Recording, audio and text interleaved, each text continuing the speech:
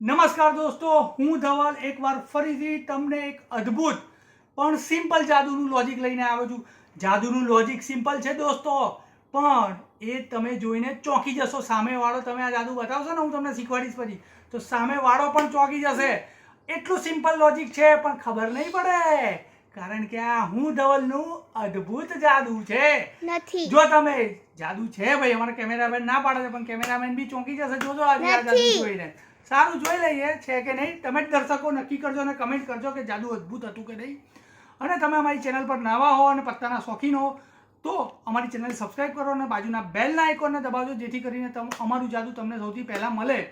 અને તમને જાદુ ગમે તો લાઈક કરજો, કમેન્ટ કરજો. ચલો જાદુ ચાલુ કરી દઈએ. તો સૌથી પહેલાં કેમેરામેનને કહીશ કે અહીંયા આવી જાય. હું સૌથી પહેલાં કાર્ડ પાડી દઉં, જેથી કરીને તમને થોડું મજા આવે.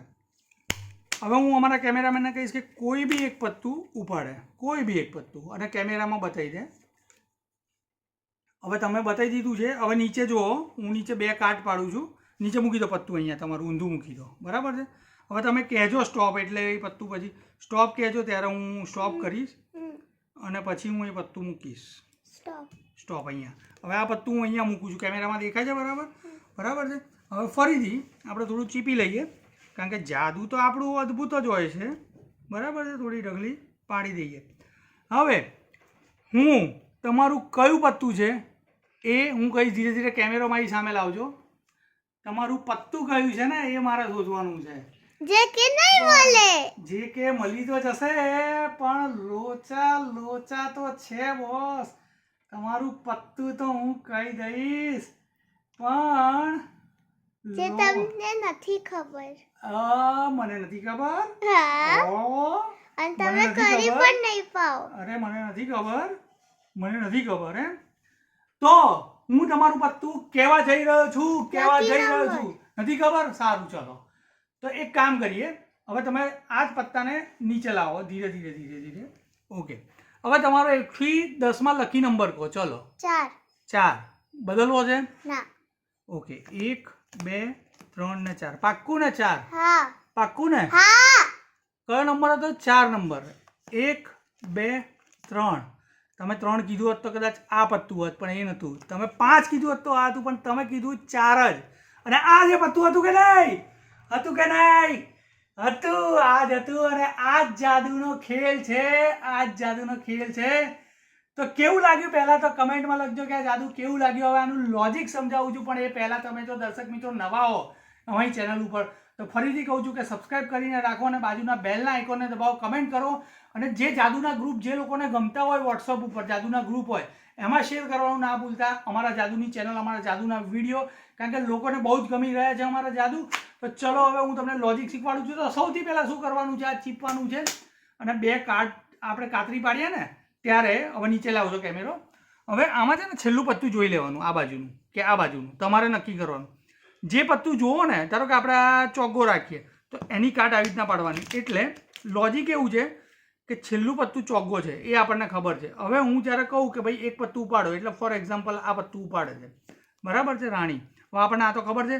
હવે હું તમારી સામે 2 ઢગલી પાડતો હતો, રાઈટ. પછી હું એમ કહું કે સ્ટોપ કહેજો, સ્ટોપ કહેજો, એટલે ગમે ત્યારે સ્ટોપ કહે. પછી આ પત્તું અહીંયા મૂકી દેવાનું, આટલે સુધી ખબર પડી.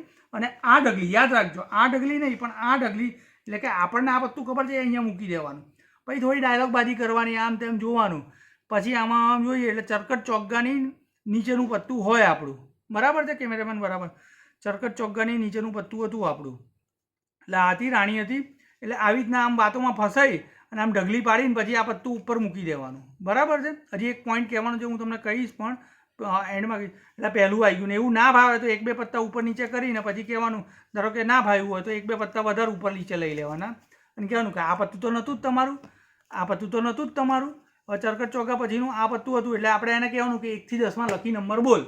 તો એ કહેશે કે ભાઈ 8. તો 1 એટલે આ પત્તું હતું, એટલે અહીંયા આવી ગયું, બરાબર છે. જોજો પછી 2 3 4 5 6 7 ને 8. પછી થોડી ડાયલોગબાજી કરવાની, અગડમ બગડમ આકા વાકા છું મન થતું.